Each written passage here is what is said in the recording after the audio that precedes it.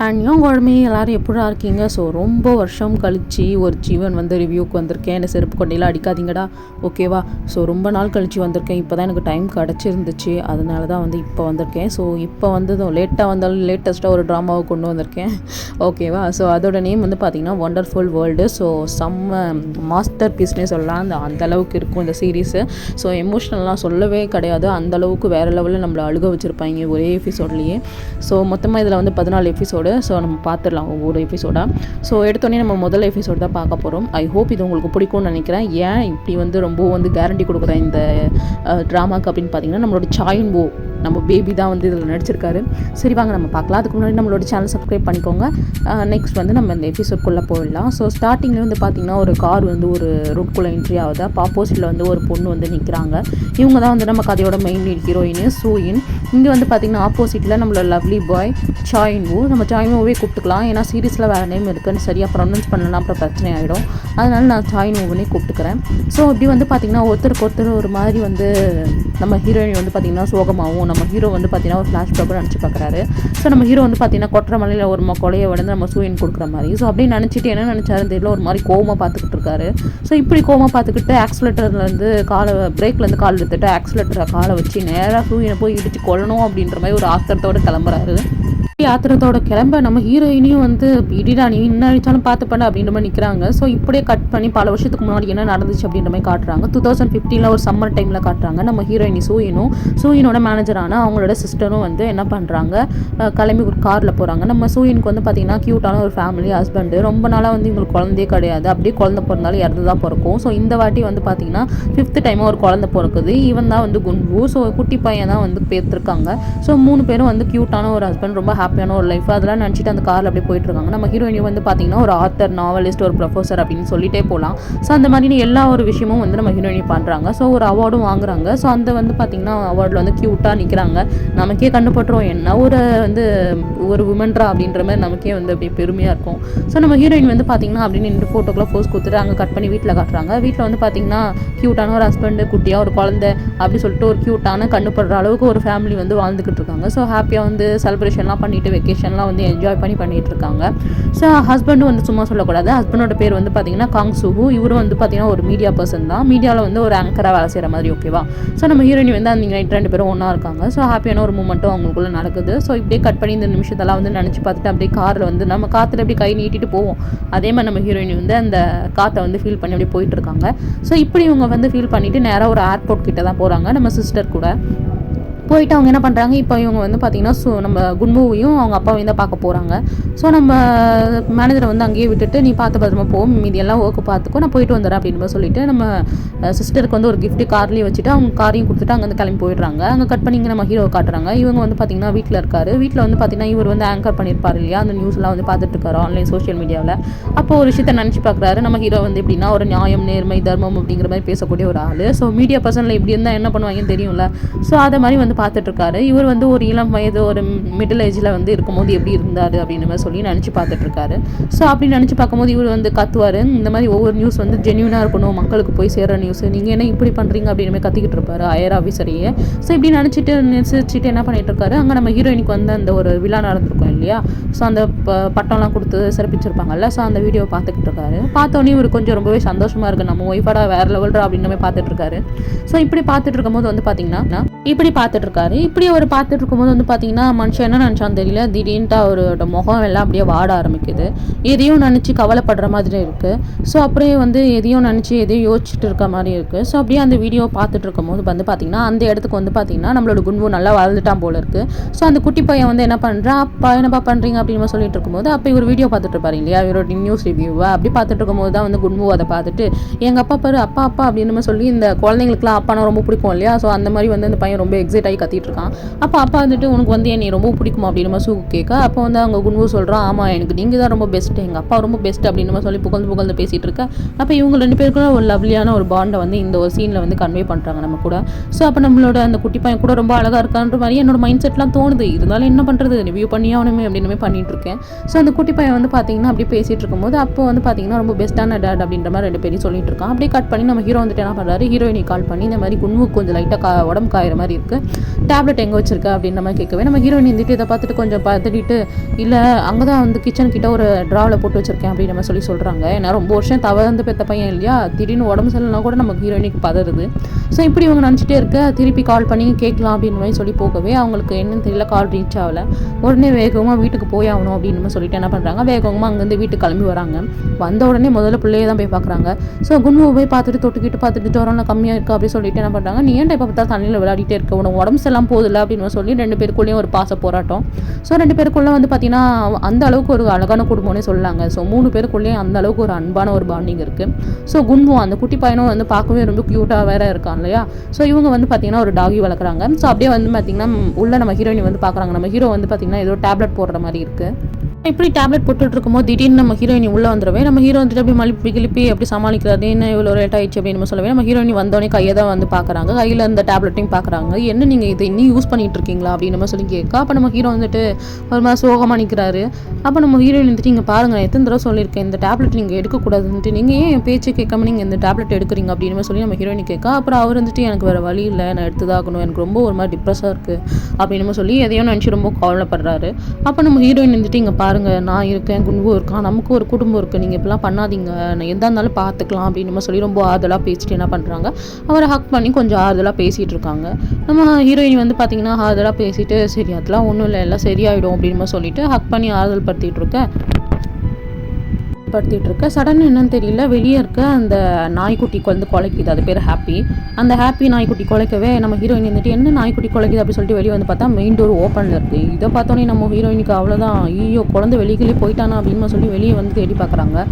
சுற்றி முற்றி தேடி பார்த்தா அந்த தெருவில் எவனையுமே காணும் போல இருக்குது. அங்கே பார்த்தீங்கன்னா ஒரு ஷூ மட்டும் விழுந்து கிடக்குது, அது குட்போடது தான். இதை பார்த்தோன்னே அவங்களுக்கு மனசெல்லாம் பார்த்துட்டு ஐயோ தேடுங்க அப்படின்னு சொல்லிட்டு தெருவா போய் தேடுறாங்க. ஹீரோ ஒரு பக்கம் தேட, ஹீரோயின் ஒரு பக்கம் தேட, நைட்டே ஆகிடுது. அப்போ குட்டே ஆகிடுது.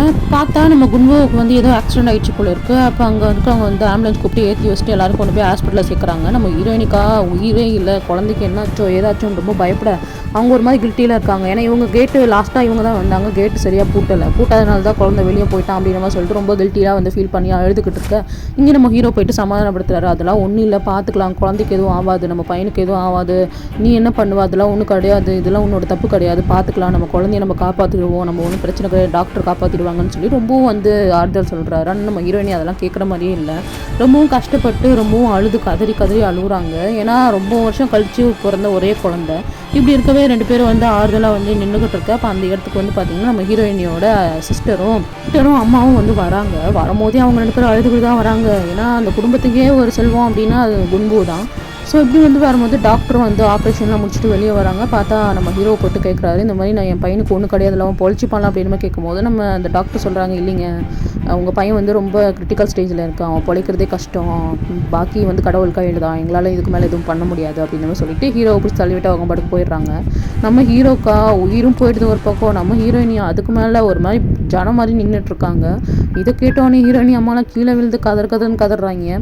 ஸோ அப்போ வந்து பார்த்திங்கன்னா நம்ம ஹீரோயின் வந்துட்டு ஒரு ரூமில் உட்காந்துட்டு அதை பற்றியே யோசிச்சுட்டு இருக்கா. அப்போ நம்ம ஹீரோயினுடைய அம்மா இருந்துட்டு என்ன பண்ணுறாங்க, இதுக்கு மேலே நம்மளால என்ன பண்ண முடியும், குன்வு வந்து அங்கே வழியில் துடிச்சிட்டு இருக்கான், அவனால் இது மேலே நம்ம கூட இருக்க முடியாது, அவனை நம்மளை அனுப்பி வச்சாகணும், அவனை நிம்மதியாக சொர்க்கத்துக்கு அனுப்பிச்சு வச்சாகணும் அப்படின்னு சொல்லிட்டு ரொம்ப கதறி அழுதுட்டு இருக்காங்க. என்ன ரொம்ப வருஷம் இருந்த பையன், அவங்களுக்குன்னு ஒருத்தன் இருந்த பையன் அப்படின்னு சொன்னோன்னே நம்ம ஹீரோயினுக்கு வந்து அவங்க கூட இருந்த எல்லா மெமரிஸும் வந்து ஞாபகம் வருது. நம்மளை ஹீரோயினாலும் முடியல, ஒரு அம்மாவுக்கு ஒரு குழந்தை இறக்குற ஒரு ஸ்டேஜ் வந்துச்சுன்னா அவங்க எப்படிலாம் வந்து ஃபீல் பண்ணுவாங்க அப்படின்ற மாதிரி இந்த சீனில் வந்து நல்லாவே கன்வே பண்ணியிருப்பாங்க.